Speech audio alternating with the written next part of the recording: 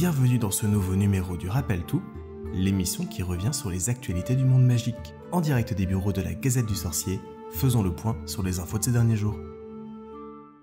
Les mondes magiques et moldus continuent de vivre au rythme imposé par la lutte contre le coronavirus. De nombreux projets sont toujours suspendus ou retardés, à l'image de la première de Harry Potter et l'Enfant Maudit à Toronto, prévue initialement le 23 octobre et reportée à 2021.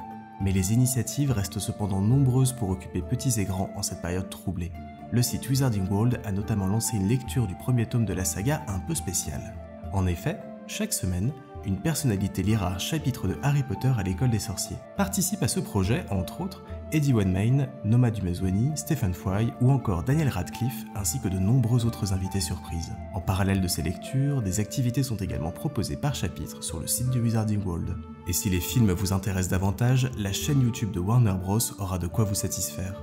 Le studio a en effet mis en ligne 2 making-of consacrés à la saga, le premier portant sur la création du Quidditch et son évolution à travers les films, le second s'intéressant aux secrets de fabrication des animatroniques de nombreuses créatures magiques. Enfin, après toutes ces révisions, il sera temps de passer depuis chez vous vos brevets universels de sorcellerie élémentaire. Jusqu'au 22 juin, la rédaction de la Gazette vous propose de vous plonger dans la peau d'un élève de 5e année en répondant aux 12 sujets de buse qu'elle vous a concoctés. Retrouvez les détails et le calendrier des épreuves de cet événement exceptionnel dans les pages de la Gazette. J.K. Rowling a annoncé la sortie prochaine de son nouveau livre jeunesse. Intitulé The Ickabog, ce conte de fées dormait depuis plusieurs années dans les greniers de l'autrice, qui en avait eu l'idée à l'époque où elle rédigeait Harry Potter. Profitant du confinement et aidée par ses enfants à qui elle le racontait étant petit, J.K. Rowling a retravaillé ses brouillons pour finaliser l'œuvre. Destinée à un public entre 7 et 9 ans, The Ickabog est d'après Rowling une histoire sur la vérité et l'abus de pouvoir, et n'a aucun lien avec le monde magique ou Harry Potter. Les 34 chapitres du livre seront diffusés en ligne jusqu'au 10 juillet avant qu'une version e-book et papier ne sorte au mois de novembre. Une version française de l'œuvre a d'ores et déjà été annoncée par l'éditeur Gallimard Jeunesse. En attendant de lire toute l'histoire, découvrez chaque dimanche The Ickabog Club, le podcast de la Gazette qui discute et analyse les chapitres parus. N'hésitez pas à y jeter une oreille sur SoundCloud, Spotify ou les principales plateformes de podcast. Cela fait maintenant 2 mois que le tournage des Animaux Fantastiques 3 aurait dû débuter au studio de Leavesden. Malgré l'autorisation de reprise d'activité accordée par les autorités britanniques, la production attend le feu vert de Warner Bros pour reprendre le chemin des plateaux. Il faut dire que les mesures conseillées dans un rapport de la British Film Commission sont extrêmement contraignantes. Le rapport, qui fait une 30aine de pages, conseille entre autres de prendre la température de l'équipe 2 fois par jour, d'imposer une distance minimale de 2 mètres entre chaque personne, ou encore de désinfecter systématiquement les accessoires, équipements ou décors touchés.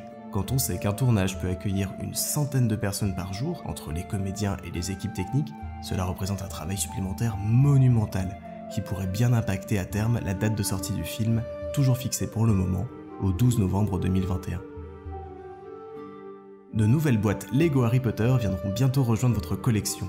De la salle sur demande au 4 Private Drive, en passant par la tour d'astronomie ou la forêt interdite, Lego a dévoilé 6 nouvelles boîtes qui sont dès à présent commercialisées.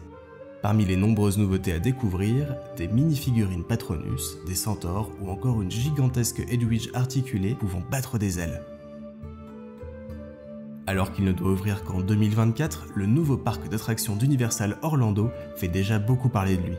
Baptisé Epic Universe, il devrait accueillir 4 landes, dont un serait consacré aux animaux fantastiques. L'entrée se ferait via une rue parisienne des années 1920, s'inspirant largement du Paris magique vu dans les Crimes de Grindelwald. Cet espace permettrait d'accéder à une zone couverte dans laquelle les visiteurs pourront découvrir 2 attractions et un théâtre. Si aucune information n'a encore fuité concernant les spectacles proposés, les rumeurs évoquent que la première attraction nous emmènerait au ministère de la magie anglais, tandis que la seconde nous ferait découvrir plus en détail le ministère de la magie français. Le Rappel Tout, c'est fini pour aujourd'hui, on se retrouve très vite pour un nouveau numéro. En attendant, prenez soin de vous et retrouvez toute l'information du monde magique sur la gazettedusorcier.com. Le Rappel Tout est une émission produite par la rédaction de la Gazette du Sorcier, n'hésitez pas à nous soutenir sur Tipeee.